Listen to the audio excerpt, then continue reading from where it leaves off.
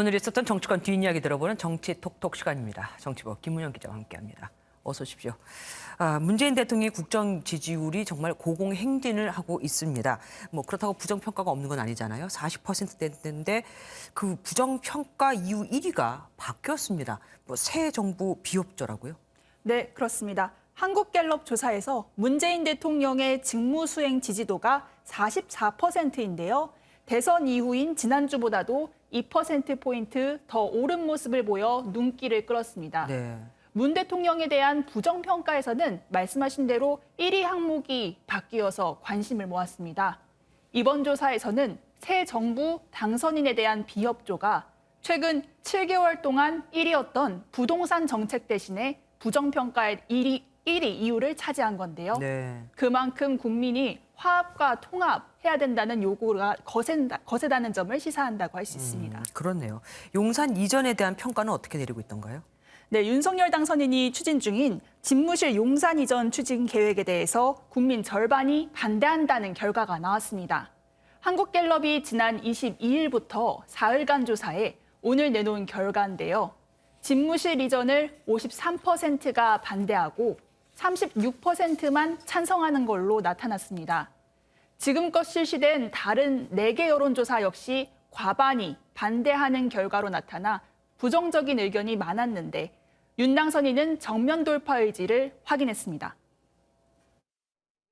지금 여론조사를 해서 몇 대 몇이라고 하는 거는 저는 의미가 없고 국민들께서 이미 정치적인 역사적인 결론을 내리신 거라고 저는 보고 있습니다.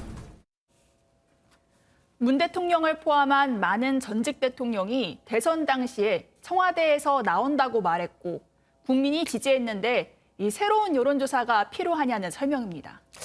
누군가가 좋다고 해서 그 사람이 말한 모든 게 좋다는 법은 반드시 있는 건 아닐 텐데 말이죠.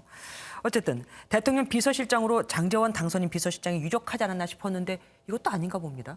네, 윤핵관이라고 불리는 장제원 당선인 비서실장의 향후 거취에 관심이 쏠리고 있습니다. 네.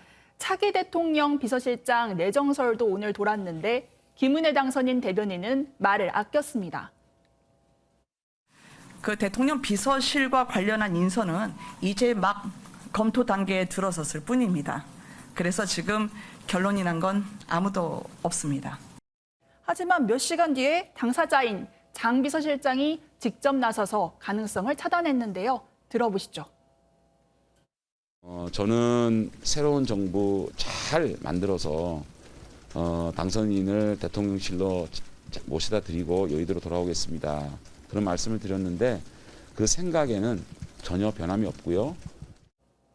장 실장은 또 비서실장 후보군을 제가 3배수에서 5배수 직접 선정해 추천드릴 생각이라며 선거었습니다. 예. 그리고 오늘이 서해 수호의 날 아니겠습니까? 그런데 윤 당선인이 여기에 안 갔더라고요. 그 행사에. 근데 네. 불참 이유가 연락을 못 받아서라고요?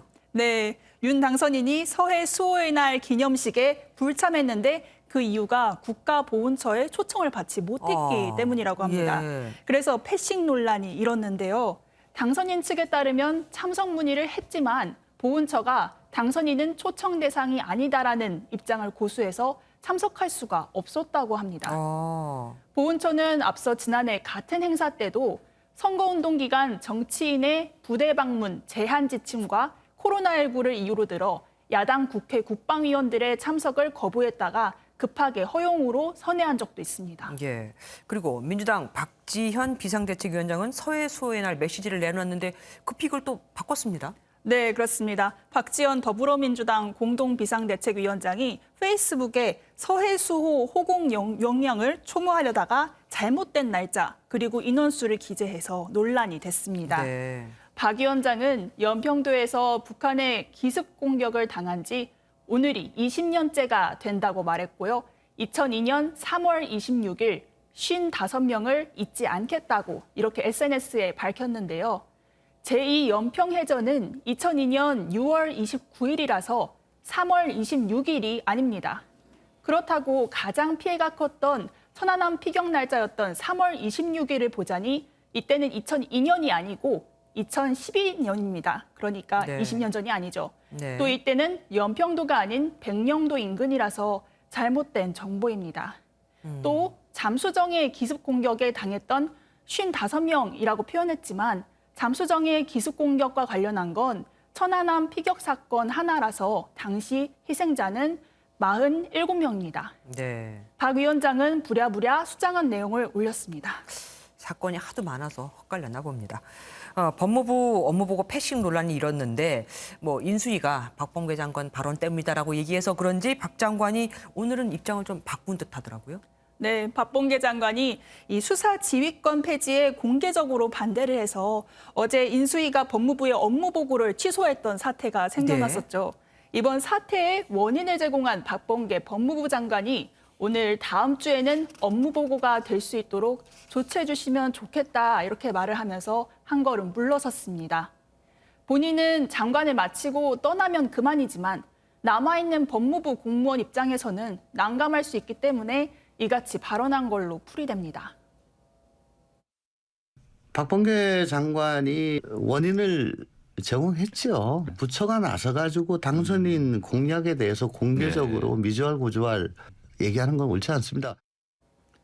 반면에 윤호중 민주당 비상대책위원장은 업무보고 거부가 법무부 길들이기라면서 국회 법사위를 소집해 개혁의 음모를 파헤치겠다고 엄포를 놨습니다. 네, 지금까지 정치톡톡 김문영 기자와 함께했습니다. 고맙습니다.